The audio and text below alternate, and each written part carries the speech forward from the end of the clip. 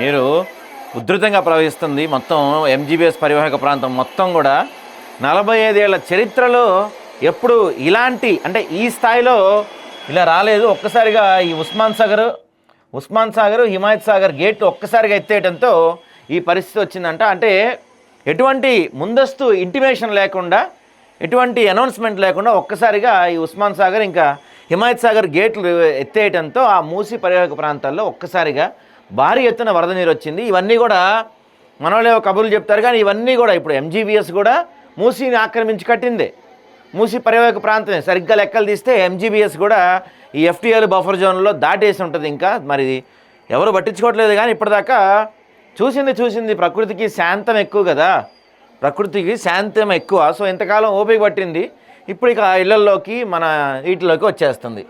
ఇదిగో ఇంకా చాలా లోపలికి కూడా వచ్చిందంట. తర్వాత పరిస్థితి ఇంకా ఉధృతంగా ఉందని చెప్తున్నారు అక్కడ పరిస్థితి. ఇప్పుడైతే చాలా భయంకరంగా వరద ప్రవాహం ఉంది అని చెప్తున్నారు ఇక్కడ